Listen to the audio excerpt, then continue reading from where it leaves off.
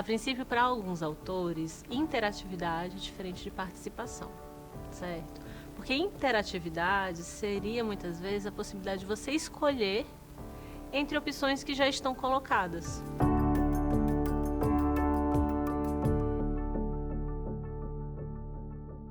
Quando você vai consumir um conteúdo interativo, e aí você tem as duas opções, você quer a opção A ou a opção B? Então você está, de certa maneira, interagindo com aquele conteúdo, mas você não está participando dele. Por quê? Porque as opções já estão colocadas. Então a gente precisa ter um cuidado para a gente não superdimensionar a importância da interatividade. Porque fica parecendo que, agora porque eu consigo interagir com esse conteúdo, eu participo dele. E isso não necessariamente é verdade. Né? Muitas vezes ele traz, sim, uma possibilidade maior de aproximação, de sentimento, de coletividade, se você sente que você está construindo aquilo junto.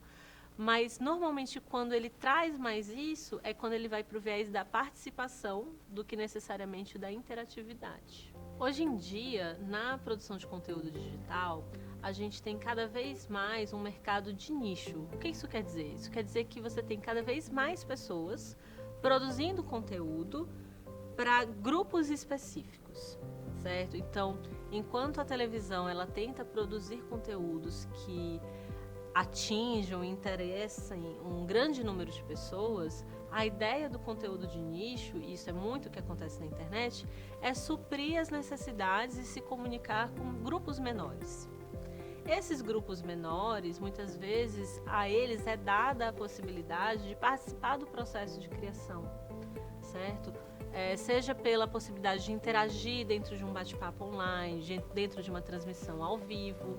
Isso, de certa maneira, acaba criando comunidades de consumo midiático em torno de um produtor de conteúdo.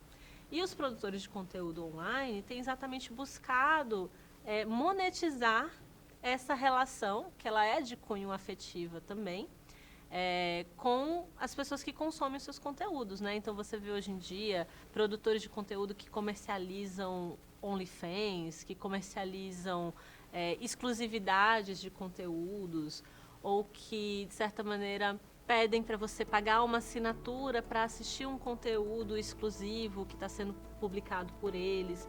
O que não é errado, porque na verdade é a ideia de produzir um conteúdo sob demanda.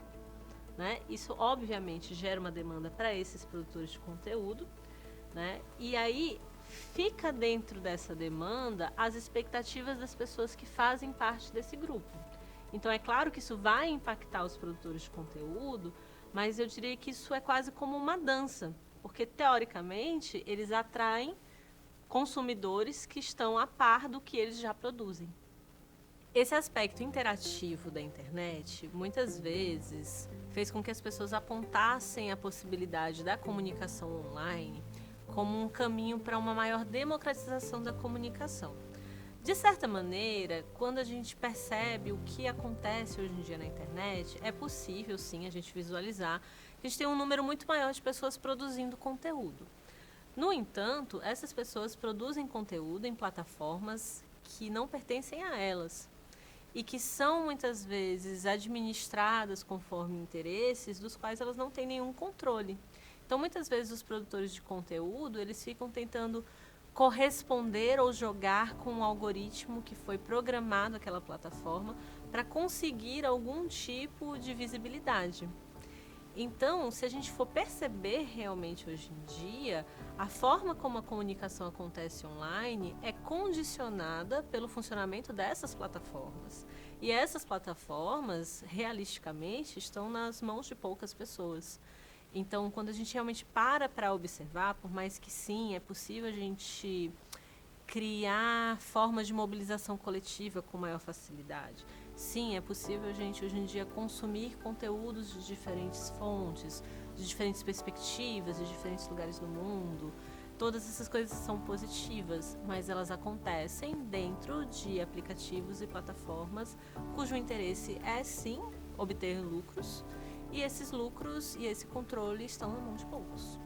Então, a gente não pode associar diretamente essa interatividade proporcionada pela internet com uma democratização real da comunicação.